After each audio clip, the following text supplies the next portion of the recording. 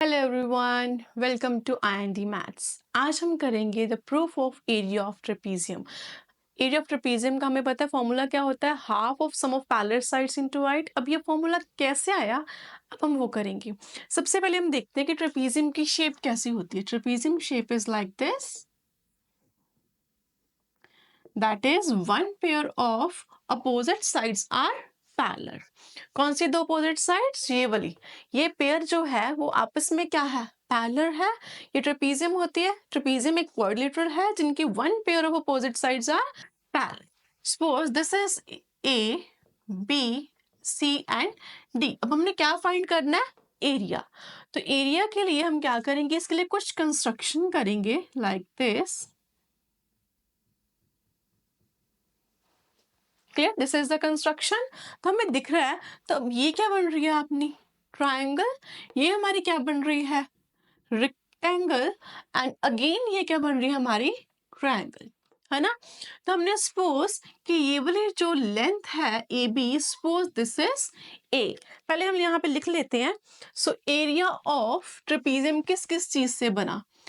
Area of trapezium that is equal to area of, मैं suppose इसको मान लेती हूँ A1, this is A2 and this is A3।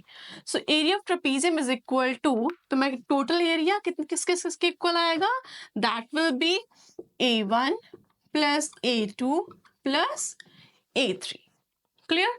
Suppose this is the A and ये वाली side suppose हमने क्या मान ली? Total is B। अब हमें ट्राइंगल का एरिया निकालना है। ट्राइंगल के एरिया के लिए मुझे ये भी साइड पता होनी चाहिए। सपोज मैं इसको मान लेती हूँ दैट इज x। क्यों? Because area of triangle that is equal to half into base into height. Clear? तो हमारे पास सपोज इसकी हाइट है दैट इज h। तो हम ट्राइंगल का एरिया निकाल सकते हैं यहाँ पे। दैट इज एरिया A1 कितना आएगा? हाफ, यहाँ पे बेस कितना है? x, और हाइट कितनी है? h। क्लियर? प्लस A2 क्या है हमारी? रेक्टेंगल। अगर रेक्टेंगल की ये वाली साइड A है तो ये भी हमारी कितनी होगी? That will B A। तो रेक्टेंगल का एरिया क्या होता है? Area of rectangle that is equal to length into breadth. Length is A and breadth is h। Clear? तो हम यहाँ पे फिल कर दे A into h plus now area is A3। A3 is again a triangle. तो यहाँ पे देखो half into base into height लग गया। फिर बेस हमारे पास पता नहीं कितना है, तो हम यहाँ पे क्या कर ले? Suppose this is the y। Clear?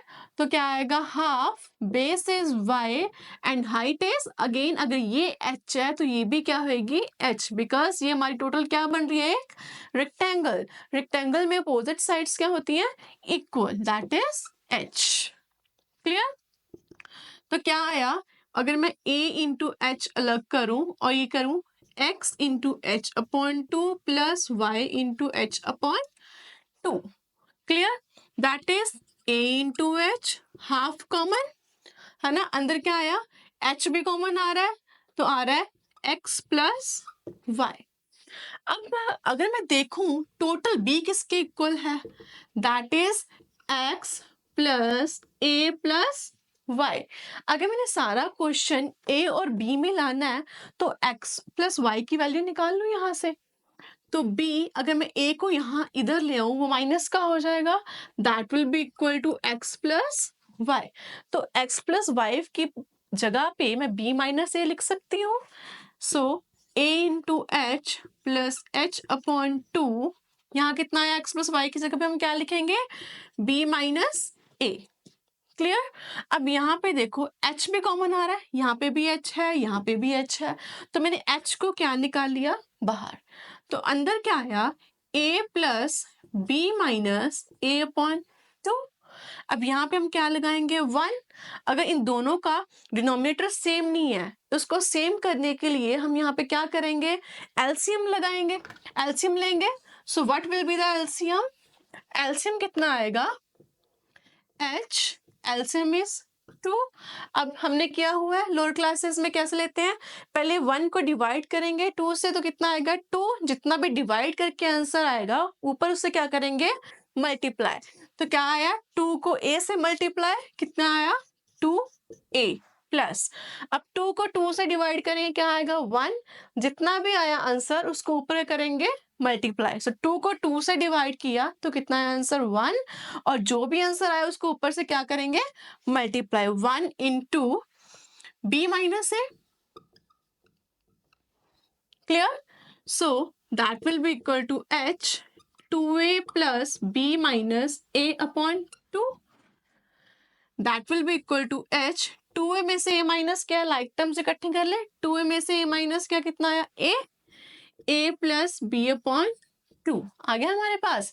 That will be equal to half sum of parallel sides, parallel side क्या थी a और b, sum of parallel sides into height, that is perpendicular distance between these two parallel sides. So this is your area of trapezium. This is a proof for the area of trapezium.